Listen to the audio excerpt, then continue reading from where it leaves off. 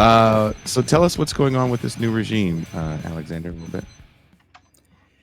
Okay, so there's a lot to get into. I guess we can begin with, as you mentioned, the Assad regime fell on December 8th.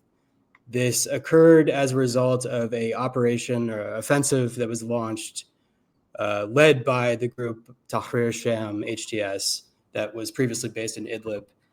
And the what you saw in the offensive, I mean, there's a lot of questions still about how everything went down, but basically the regime collapsed. The army, a lot of people defected or just went home. You had Iran and Russia supporting them to some degree, but I think pretty quickly Iran and Russia realized that there was nothing to support.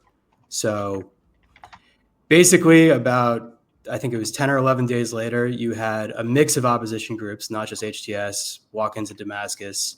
HTS actually was not the first group to enter. There was groups in the south that popped up. And then since then, in the about 2.5 months since then, we've seen slowly the development of a interim government under the control of the HTS leader, who previously went under the name Abu Mohammed Jolani, is now going by his actual name, Ahmed Shara. And he has been declared president in a conference that occurred. Conference is kind of a bad word for it. It was sort of an orchestrated event that was handing him the presidency, that was orchestrated by him and HTS, basically. And he's so basically they've gone through this process that's still very much developing, creating an interim government and laying the groundwork for eventually a constitutional convention of some sort. And down the line, they say there'll be elections in several years. So that's sort of a basic overview. We can get into more of it. Yeah, okay. So I wanted to ask, what do you see as the unifying force around the current Syrian government? Do they, we talk about HTS, but you mentioned here there are other groups as well. What kind of, who are the dominant groups in the government, and what kind of divisions are existing within the current Syrian administration? Are there any things that we need to watch out for? Are there any regional differences? You had different regional militias in the country, and I assume they're being integrated in. So what kind of tensions are emerging within the current governing coalition? So I'd say that the gel of the current interim government is basically the legitimacy that HTS has from, I think there's a cat in my window, from causing the fall of the regime and being the dominant power there. So that has given them a decent amount of goodwill, both from the other factions that are aligned with them and then from the people, Syrian people more broadly.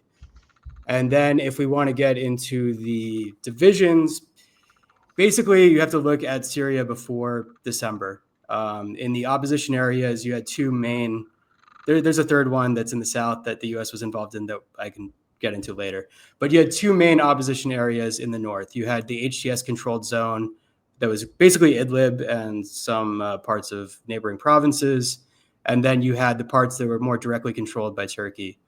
And so in the HTS areas since 2020, there were a lot of other groups there, but they basically created hegemony within the Idlib area and forced all the other groups to cohere under its power in terms of military structure and to accept the legitimacy of the government that it created in Idlib, which is called the Salvation Government.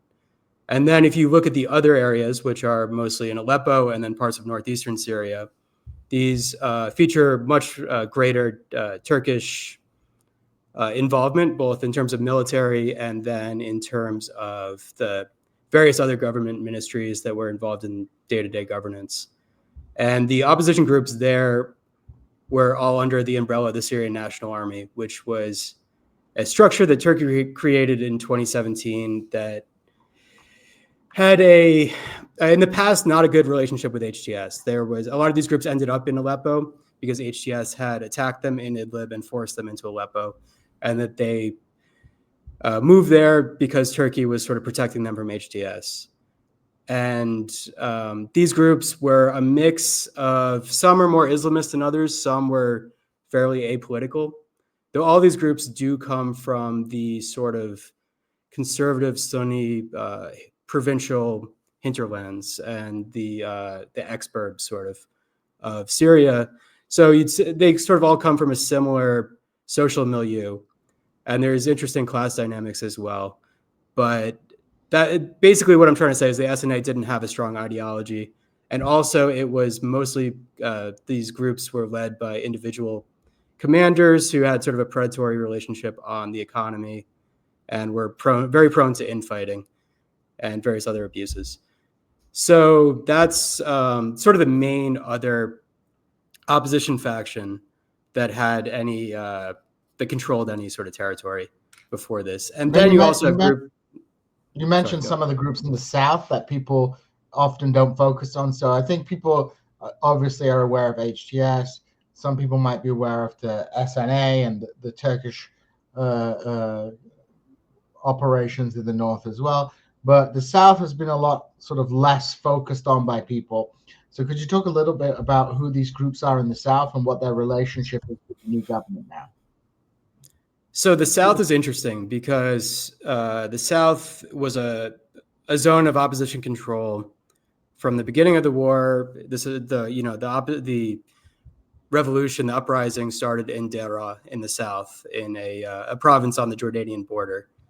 And these groups were supported by Jordan, supported by the U.S., Saudi to some degree.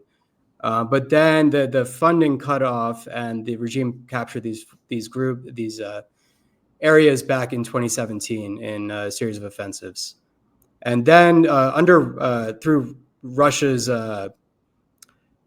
direction, there was all these a number of reconciliation agreements that were made with these groups. So these groups actually, a lot of them became part of the regime's military, or militias at least, that were aligned with the regime to some degree. But there was never really great integration, and a lot of them maintained a degree of autonomy. So then when the regime was, and there's also, there's been fighting and assassinations constantly in these areas, in Deraa mostly. And so the regime never really took it back, but it was technically under its control. And then when these events were kicking off in November and December of last year, a lot of these groups that had maintained some sort of continuity from before and then under the regime, they turned on the regime immediately once Aleppo fell and it was clear that the HTS was moving south. And apparently they were actually in communication with the HTS to some degree, though this is the kind of thing that we don't really have great details on.